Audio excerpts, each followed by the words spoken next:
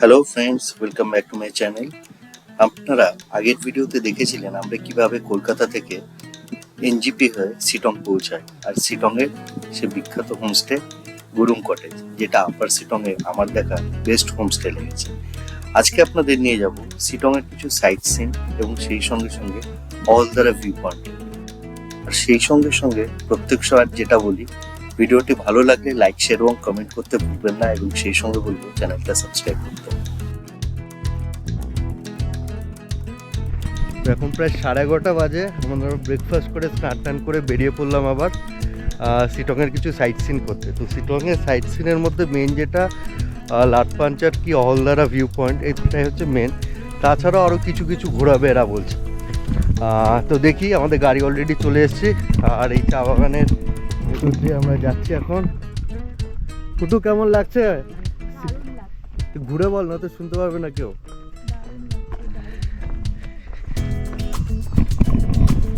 একদম অফবিট শান্ত পরিবেশের জায়গা শিটং। যারা একটু শান্তি চায় তাদের জন্য মাস্ট রিকমেন্ডেড প্লেস। দুদিন কিন্তু আরামসে থাকা যায়। আপনারা যদি একটু বড় গ্রুপে আসেন আরও ভালো এনজয় করতে পারবেন। আপনারা তো দেখেছেন আমরা দুজনেই বেশিরভাগ ট্রাভেল করি। আমরা যদিও সোলো ট্রাভেল না, দুজনেই ঘুরি, বাট গ্রুপের সঙ্গে আমরা খুব একটা ঘুরি না। তো যারা একটু বড় গ্রুপে আসছে তাদের জন্য মাস্ট রিকমেন্ডেড। দুদিন কিন্তু আরামসে এখানে থাকা যায়। আর কলকাতায় আজকে হচ্ছে ডেট হচ্ছে 30শে এপ্রিল। কলকাতায় আজকে বোধহয় হায়েস্ট এই সিজনের গরম। কালকে রাতে আমাদের কম্বল লেগেছে। কালকে রাতে রীতিমতো ঠান্ডা ছিল এখানে, কালকে রাতে কিন্তু কম্বল লেগেছে। ওয়েদার এখানে এতটাই ভালো। আর কলকাতায় নাকি আজকে হায়েস্ট এই সিজনের টেম্পারেচার শুনলাম যেরকম। দেখতে থাকুন ব্লগটি।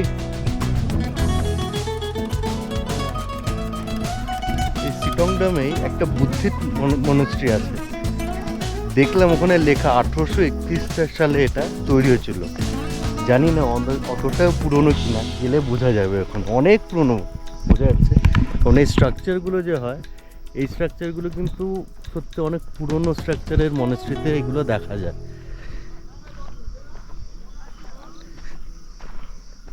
এন্ট্রান্সটা এরকম টাইপের, বোঝা যাচ্ছে যে পুরনো এই মনাস্ট্রি এটা অনেকটাই।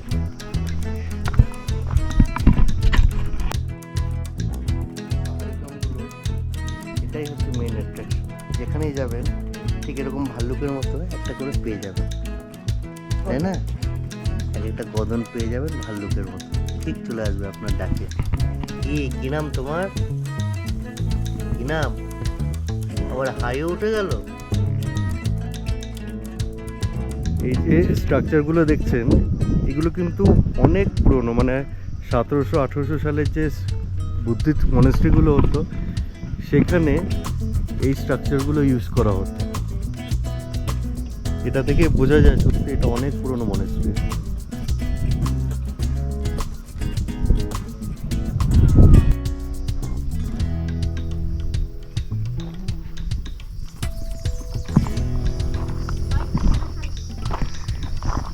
এই হচ্ছে নামথিং পোখরি। পোখরি মানেই নেপালি ভাষায় হচ্ছে একটা পন্ড, পুকুর এরকম টাইপের, কিন্তু এখন কোনো জলই নেই, একদম শুকিয়ে গেছে। বর্ষাকালে এখানে জল হয়। নামথিং পোখরি থেকে আমরা এখন পাইন ফরেস্টের ভেতর দিয়ে, এখানে নাকি একটা শিব মন্দির আছে, সেদিকে যাচ্ছি। জায়গাটা খুবই শান্ত, নিরিবিলি। পাইন ফরেস্টের ভেতর দিয়ে ট্রেক করতে হচ্ছে। নামথিং পোখরি থেকে ঠিক 5 মিনিট ট্রেক করে এরকম একটা শিব মন্দির পেয়ে যাবে। আর এই সাইডে গাছগুলো দেখছেন যে, এগুলো হচ্ছে পুরোপুরি সিনকোনা প্ল্যান্টেশন। কালকে শিটংয়ে এসে থেকে আমরা দেখছি এখানে আইদার কমলা লেবু নয় সিনকোনা গাছের প্রচুর চাষ হয়। স্পেশালি বলবো সিনকোনা প্রচুর এখানে প্ল্যান্টেশন হয়। মঙ্গলবার দিন হনুমানজিরও দর্শন হয়ে গেল আর শিব বাবুরও দর্শন হয়ে গেল, তাই না? সব একসঙ্গে। এখন আমরা চলে আসলাম সিনকোনা প্ল্যান্টেশনের জঙ্গলে। চারদিকে খালি সিনকোনা গাছ আর সিনকোনা গাছ, দুদিকে।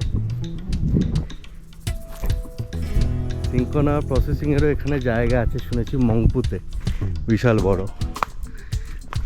দুদিকে খালি সিনকোনা গাছের জঙ্গল। ঢুকে গেলে ঢুকে যাবো ভুল রাস্তায়, আবার সঠিক করে নেওয়া যাবে। করতে করতে কিছু ইনফরমেশন আপনাদের দিয়ে দিই। এই নামথিং পোখরি কি হাওলদার ভিউ পয়েন্ট যেটা, সেটা শিলং থেকে একদমই কাছে, এবং এই দুটি সাইট সিন করে নিতে আপনাদের খুব বেশি হলে 2 দিন টাইম। যেটি দূরে একটি সাইট সিন সেটা হচ্ছে ঋষিখোলা। ঋষিখোলাটা যেতে 1 থেকে 1.5 ঘন্টা মোটামুটি টাইম লাগে, যেটা আপনারা যদি শিলং থেকে বেরোনো মার্কে অন্য কোনো স্পটে যদি যান, স্পেশালি দাদা কি মংপু, তাহলে সেদিনকে আপনারা ঋষিখোলাটা ঘুরে নিতে পারেন। এই হচ্ছে অন্ধারা ভিউ পয়েন্ট। এখন এত ফগ চারদিকে কিছুই দেখা যাচ্ছে না। এটা হচ্ছে টপ, আর নিচেও হচ্ছে তিস্তা নদী দেখা যাচ্ছে, এদিকেও আর এদিকেও দেখা যাচ্ছে। ওটা রাস্তা না তিস্তা নদী? ওটা তিস্তা নদী। এই যে মোটা যে হ্যাঁ হ্যাঁ হ্যাঁ, ওই যে এঁকে বেঁকে যাচ্ছে, ওটা তিস্তা। রাস্তা মনে হচ্ছে না না, ওটা তিস্তা নদী। জায়গাটা খুব সুন্দর অ্যাকচুয়ালি। তিস্তা নদীতে কোন পাশে আমার খাই। হ্যাঁ, খাই তো থাকবেই না, উঁচু নিচু এরকম ভাবে তো চলবে। জায়গাটা একদম পাহাড়ের টপে, আর চারদিকে এই জন্য হয়তো জায়গাটা এতটাই famous, Ahaldara view point. But আমরা যে আছি শিটংয়ের হাইট কিন্তু অহলদারার থেকে অনেকটাই বেশি। ইনফ্যাক্ট শিটংয়ে আমরা যে হোমস্টেতে আছি, গ্রুপ হোমস্টে, তার উপরে কোনো হোমস্টে নেই, ওটাই হচ্ছে হাইয়েস্ট পয়েন্ট। তো আমাদের সাইট সিন হয়ে গেল আজকে শিটংয়ের। সেরকম কিছুই এখানে শিটংয়ের সাইট সিন নেই, অহলদারাটাই আছে আর একটা মনেস্ট্রি, আর ওই পোখরি যেটা, পোখরিটা একদমই শুকিয়ে গেছে, বর্ষাকাল ছাড়া ওখানে পাওয়া যায় না জল। ঘড়িতে প্রায় 2টো বেজে গেছে, ওই 1.5 ঘন্টা মতো লাগবে এখানে সাইট সিন দেখতে। একটু যদি বেশি টাইম স্পেন্ড করতে চান আপনার অহলদারাতে, নিশ্চয়ই পারবেন। হোমস্টেতে আমরা চলে এসেছি, লাঞ্চ করব, করে আবার ল্যাদ খাবো, সেটাই আমাদের প্ল্যান আজকে। ভালো, এখানে টাইম স্পেন্ড করতে খারাপ কিছুই লাগছে না, বেশ ভালোই লাগছে বলা যায়। সেদিনকের বিকালবেলাটা অলসভাবে আমাদের হোমস্টের আশেপাশে চা বাগানটা ঘুরে কাটিয়ে দিলাম, আর সেই সঙ্গে সঙ্গে দেখলাম একটা দুর্দান্ত সানসেট। যেমনটি বলেছিলাম, শিটং ঘুরতে আসলে আরও কিন্তু 2খানা সাইট সিন করা যায়, যেটা হচ্ছে ঋষিখোলা আর মংপু, যেটা আমরা পরের দিন তাকদায় যাব, সে কারণে অন দ্য ওয়েতে আমরা করে নেব।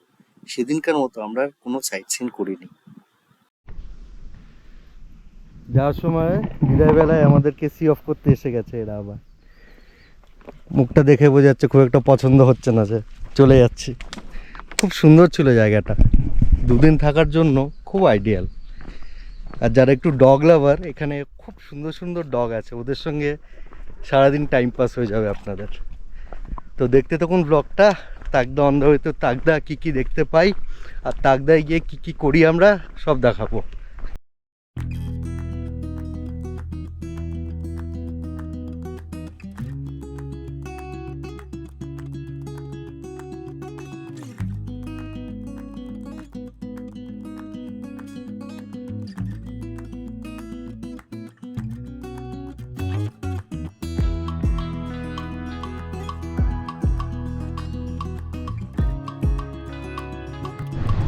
আমরা এখন এসে পৌঁছেছি যোগীঘাট।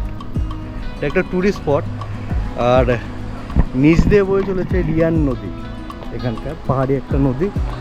আর এখানে একটা সুন্দর ব্রিজ আছে, নদীতে জল একদমই নেই, বাট ব্রিজটা খুব সুন্দর দেখে, তো মনে হচ্ছে আর্মি ব্রিজ টাইপের, লোহার এরকম পাতাতন পাতা, বড় ছোট সব রকম গাড়ি যাচ্ছে, বাট ব্রিজের ভিউটা খুব সুন্দর। আর এই যে রিয়ান নদী নিচ দিয়ে বয়ে চলেছে, পাশে একটা পুরনো ব্রিজ আছে, এটা দিয়ে মনে হয় মানুষ হাঁটাচলাই করতো।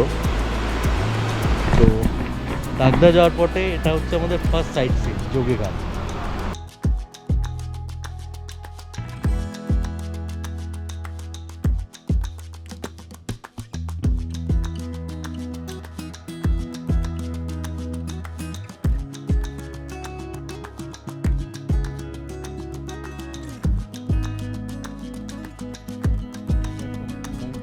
পৌঁছলাম মংপুতে। প্রথমত এখানে সিনকোনা প্ল্যান্টেশন প্রসেসিংয়ের একটা ফ্যাক্টরি আছে বিশাল বড়, এবং যেটা দেখলাম সেন্ট্রাল গভর্নমেন্টের। আর তাছাড়াও আছে এখানে রবীন্দ্র ভবন, মানে আমাদের বিশ্বকবি রবীন্দ্রনাথ ঠাকুর এখানে এসে নাকি বহুদিন ছিলেন, তো তো তার অনারেই একটা মানে বাড়ি তো আছে দেখতে পাচ্ছেন, প্লাস এখানে একটা ওয়েস্ট বেঙ্গল গভর্নমেন্টের থেকে একটা রিনোভেশন ওয়ার্কের প্রজেক্টও এরা স্টার্ট করেছে। আর সেই অনুযায়ী এখানে দেখলাম সুইমিং করা হয়।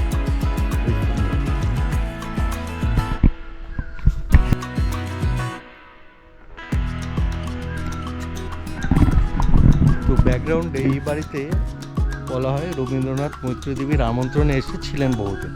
এটা এখন মিউজিয়ামে পরিণত হয়েছে। ভেতরে ফটোগ্রাফি স্ট্রিক্টলি প্রহিবিটেড, এবং বলে রাখি রবীন্দ্রনাথের নিজের হাতে লেখা কোনো রকম ম্যানুস্ক্রিপ্ট কিছুই নেই এখানে। তো ছোটোখাটো মিউজিয়ামের মতো বলতে পারেন, সেটা আছে। আর এই মিউজিয়ামে ঢোকার এন্ট্রি ফি হচ্ছে 25 টাকা করে। শিটংয়ে দুদিন কাটিয়ে যোগীঘাট আর মঙ্কু দেখে আমরা চললাম টাকদার উদ্দেশ্যে। আজকের গল্পটা এইটুকুনি থাকুক, পরের এপিসোডে নিয়ে আসবো আপনাদের টাকদার ব্রিটিশ কলোনিয়াল বাংলোর এক্সপিরিয়েন্স নিয়ে, আর সেই সঙ্গে সঙ্গে থাকবে লামাহাটা আর তিনচুলের গল্প। সবশেষে বলবো, ভিডিওটি ভালো লাগলে লাইক, শেয়ার এবং কমেন্ট করতে ভুলবেন না, আর সেই সঙ্গে বলবো চ্যানেলটা সাবস্ক্রাইব করতে। Thank you, thanks for watching.